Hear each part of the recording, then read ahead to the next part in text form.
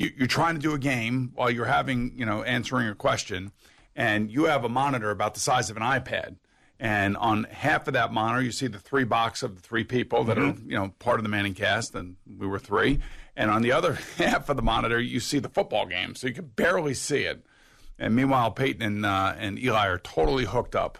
Peyton out in Denver, Eli over here in New Jersey, and they have the big monitors and everything, and they're actually trying to do a game while they're trying to talk to you around the game. Yeah. But it was a lot of fun, I got to say, and it is distracting. I'll stay with that because I didn't really barely see any of the game. Yeah, that's how they introduced you. They said, Boomer Esiason is here, and you say that you never watched the Manning cast. So they were all over that. No, they were, yeah. And believe me, Eli's heard everything, Al, about our discussions about the offensive line and Eli. He referenced it. He goes, about 160 times or so, or 1,000 times or whatever or something.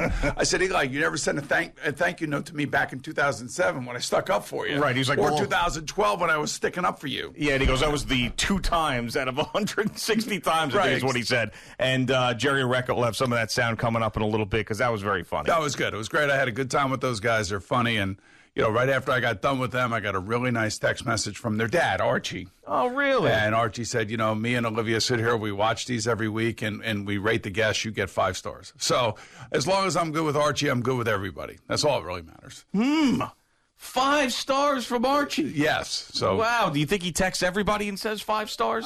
Probably, but that's okay. I'll take it. It made me feel good after he sent it to me last night. And, it certainly was fun doing it with those guys. And maybe you have a future at Omaha Productions after this. They do their homework, their research for sure. I mean, they found things like I totally forgot about. But they're good with it. And it's what fun. did they find that you totally forgot? I mean, you remember the Haynes commercial? Yeah, of course I remember the Haynes commercial. Yeah. I didn't have a speaking part in that commercial. It was just throwing the stuff out there, you know what I'm saying? But just throwing the junk in your face. Right, in your face. But, no, I forgot about the X-Lax story. Oh, okay. I remember the player, I remember the situation, yes. And I do remember the waterfront Laboom story where, I woke up one morning, my neighbor called me and said, did you realize that your entire team is banned from your restaurant? And I'm like, what? And it was in 1987. It was during a player strike, and we had a couple guys get into a fight with the movie crew that was shooting Fresh Horses with Molly Ringwald. Fresh Horses. The Fresh Horses. They were there in Cincinnati shooting that movie, and somehow during the strike, of course, a couple of my teammates and that group got into a fight at our nightclub, me and Chris Collinsworth's nightclub. Now, Jeff Ruby was our general partner. It was me, Johnny Bench, Pete Rose, and Chris Collinsworth were investors.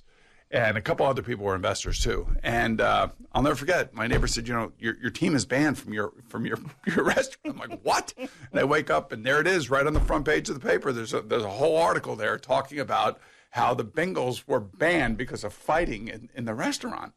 And then I called Chris Collinsworth up, and I said, Chris, man, did Jeff Ruby just ban the entire team? Are we banned? Are we banned as well? I said, because if we're banned, I'm taking my money out.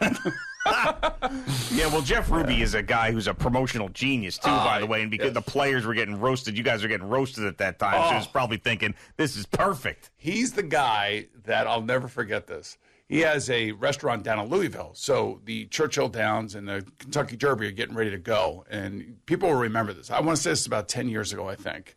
And O.J. Simpson walked into his restaurant.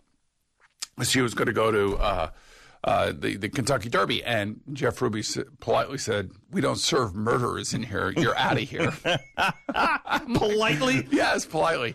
And now, Jeff is a guy that, if you go into his restaurants, there's a lot of photos of celebrities that have been to his restaurants. Sure. So he loves that type of stuff. He's got a lot of people he knows, and he's big into horse racing, by the way. Sure, yeah. Sometimes you'll see these Triple Crown races, especially the ones coming out of down at Churchill Downs. You'll see the pants of the jockey say Jeff Ruby's on it because he's sponsoring the horse race there. So anyway, he throws out OJ from his Louisville restaurant, and he ends up on Fox News that night. Of course. Promoting Jeff Ruby's. Oh, and everybody loves that. You can't go wrong with a little OJ hate, right? Yeah, exactly. So this is the same guy that threw my entire team or banned my entire team from my own restaurant. So for the people who didn't hear the X-Lax story, it has something to do with Halloween, too. So, yes. So apparently you, instead of Well, just you tell the story. Well, there was a player who's a rookie, who's a little bit big for his britches, a little bit, out of his lane. And, sometimes you got to put these guys into their place. And he used to love having chocolate. He always had a chocolate bar in the top of his top of his locker. So we substituted the X-Lax for the chocolate bar when he was in a meeting. And then in the middle of practice, it hit him. Oh, God. Oh, you must have been laughing your ass off watching him sprint Oh, my God. there. Yeah. I mean, this is back in the mid-'80s. So You're allowed to get away with these Well, things. I mean, it was just so many funny things that happened. I remember we had one guy, unfortunately, he's no longer with us, and he turned out to be a great teammate. But he came, and he was a first-round draft pick, and he spent all of his money on a brand-new Mercedes. And he chopped the top of the car off, and he made it into a convertible. Okay. And it was a 560 SEC, and he went to Oklahoma. He's a great guy. And he showed up with that car, and it was cranberry colored, had all the gold rims and everything. It was your typical, rookie mistake. Go out and buy a really expensive car and then drive it into training camp so everybody could see it and everybody can get pissed off at you. Right. Yep. So, one of the tight ends on our team decided to take the keys and take the car and drive it right onto the practice field. And it was sitting in the middle of the practice field when we came out to practice. That's tremendous. I mean, it just kind of sends a little subtle message to the fellow. Listen, man, we understand that you're good and you got a lot of money and we're happy for you, but just don't flaunt it in our faces. Right, of course. Yeah, so there was a lot of that kind of stuff going on back then. And, we had a great coach in Sam Weiss who was interesting, to say the least. And there was a lot of stuff going on. What can I tell you? And your Bengals got their ass kicked last They got night. their asses kicked last night. Joe God. Burrow has not beaten the Browns yet. Oh, well, how is that possible? I Just don't one know. of those weird things, right?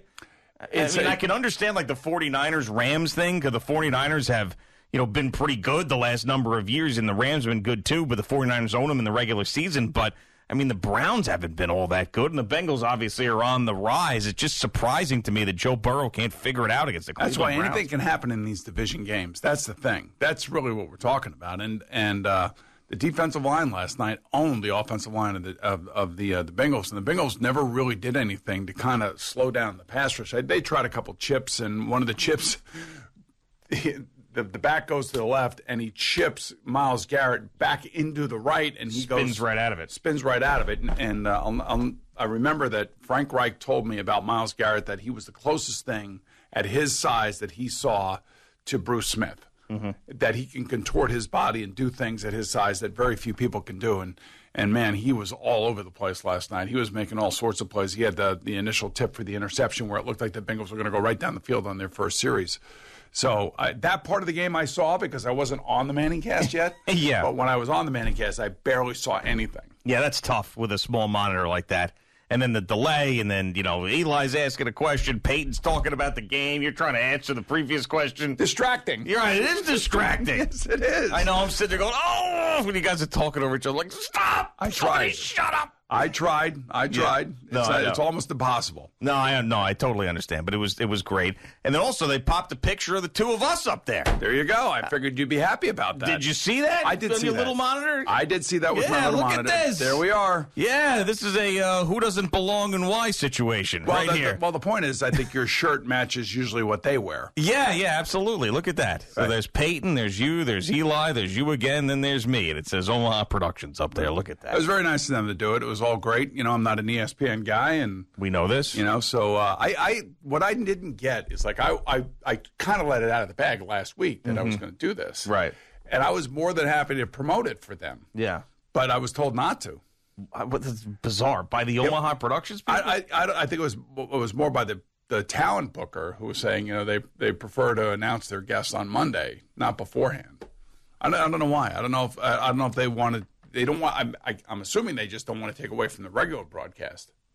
I guess, but I mean, they still are putting it out there on Monday. It's just, I have to say, I don't know. If I gauge the interest on the amount of text messages that I got after the Manicast, yeah, I would tell you that there were more people watching that than the actual game itself on ESPN. Well, yeah, but we know that is not right or true because I the just numbers. felt like there were a lot of people that were watching that last night. Yeah. A lot of Cincinnati people because they did promote it in Cincinnati for sure. Right, absolutely. You didn't respond to the group text that I sent out there, or the personal text either. You just I sort of was let that in the lie. middle of everything when you sent those texts. Yeah, but I figured at the end, Why answer a text after the fact? When when you you're already done, have you the know? answer. When you already have the answer. No, it's not, I don't already have the answer. There was, the one I already had the answer, but the group text wasn't really a question. It was more like a... I didn't even see did you send a group? No, I sent a group text, may have yeah. I don't know. I put bosses on there and everything. I was like, look at this. This Wow. is awesome.